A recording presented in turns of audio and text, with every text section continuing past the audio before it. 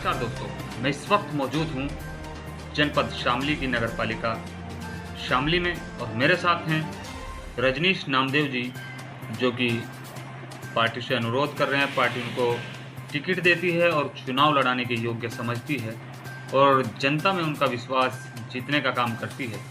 तो अगर वो चुनाव लड़ते हैं और चुनाव जीतते हैं तो किन किन समस्याओं को जनता की ख़त्म करने का काम करेंगे, तमाम बातचीत के लिए मेरे साथ मौजूद है नामदेव जी। जानते हैं उनसे।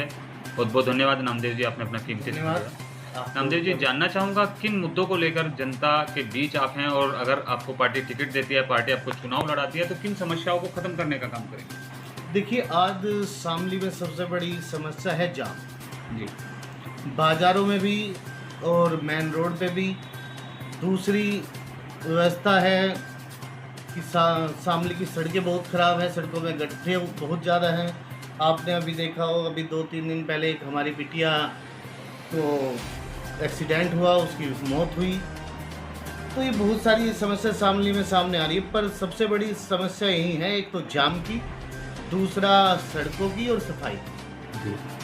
और इसके मध्य में सोच रहा हूँ, यदि पार्टी मुझे मौका देती है और मैं ईश्वर की कृपा से यदि चुनाव लड़ता हूँ और जीतता हूँ, तो सबसे पहले मैं शामली के जो बाज़ारों में भीड़ है उसका एक निश्चित वो समाधान करेंगे। इसके लिए मेरा विचार है कि जैसे हमारे यहाँ ठेलियाँ लगती हैं, आप कहीं चले जाओ कि बाज़ार में ठेलियों का अलग बाज़ार है, तो हम कोशिश करें कि नगर पालिका की ओर से कि हम एक ऐसा सुनिश्चित स्थान करें कि जहाँ पर एक ठेलियों की व्यवस्था हो। जहाँ फल है तो वहाँ फली की मार्केट हो, जो लोग चाट का या और का व्यवसाय करते हैं उनकी भी मार्केट एक अलग हो।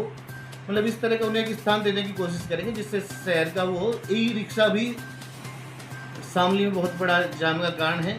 हालांकि वो लोग भी अपने हैं, गरीब हैं, अपना जीवन यापन करने के लिए चला रहे हैं, तो उनके लिए भी एक एरिया तय हो कि वो शहर में एक भीड़ ना हो, जगह जगह वो एक स्थान उनका बने कि यहाँ से निश्चित हो। तो इस तरह कुछ ऐसा हम योजना बना रहे हैं कि इसमें हम जाम पे कहीं ना कुछ सुधार कर पाएंगे। नगर पालिका शामली की अगर बात की जाए तो सबसे बड़ी व्यवस्था जो इस वक्त चरम सीमा पर है वो है निकासी।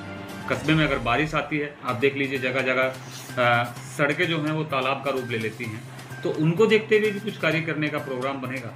हाँ बिल्कुल।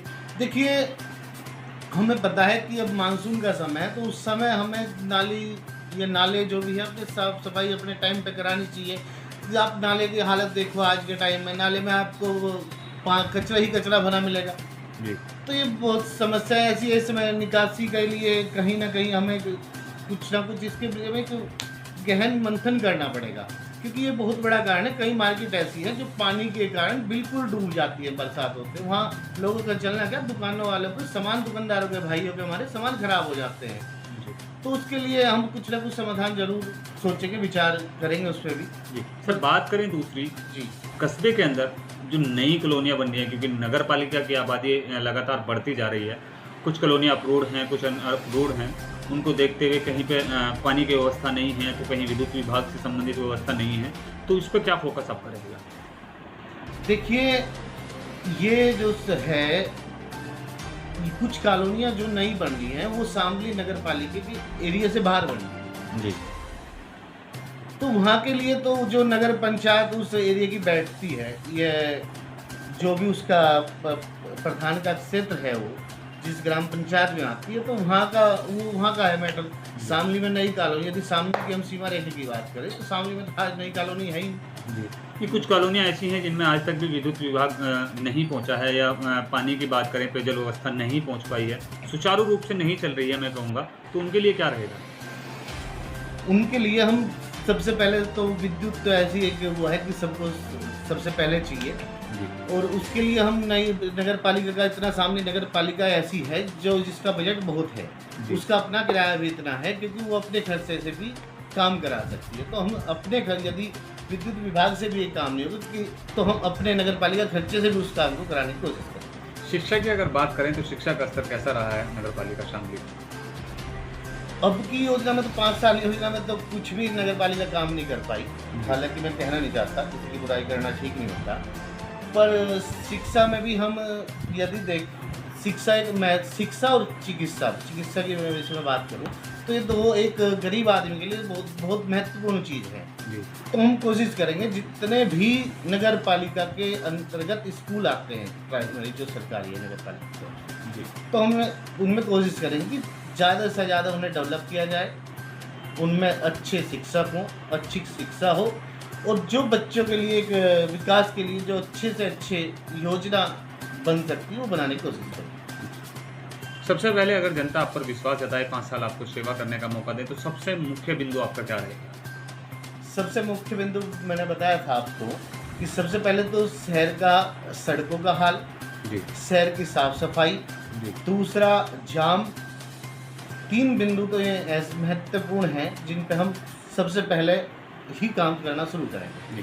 तो देखा आपने, ये थे हमारे साथ नामदेव जी जिन्होंने बताया कि अगर जनता मुझे चाहती है और जनता मुझे चाहती है कि मैं जनता के बीच रहकर विकास कार्य करूं और जनता की समस्याओं को दुरुस्त करूं, तो जनता मुझे अपना कीमती वोट दे। पार्टी अगर मुझे चुनाव लड़ाएगी तो मैं चुनाव लड़ूंगा और जनता के बीच रहकर जनता के सभी मुद्दों को अपने बीच रहकर विकास करने का काम करूंगा। देखते रहिए मेट्रो लाइफ न्यूज़, दिखाते रहेंगे पल पल अपडेट। मैं रजनीश नामदेव आप सभी नगरवासियों को दीपावली, गोवर्धन, भैया दूज की हार्दिक शुभकामनाएं देता हूं और आप सभी से अनुरोध करता हूं कि आप सभी ये त्यौहार सादगी और भाईचारे के साथ मनाएं। धन्यवाद।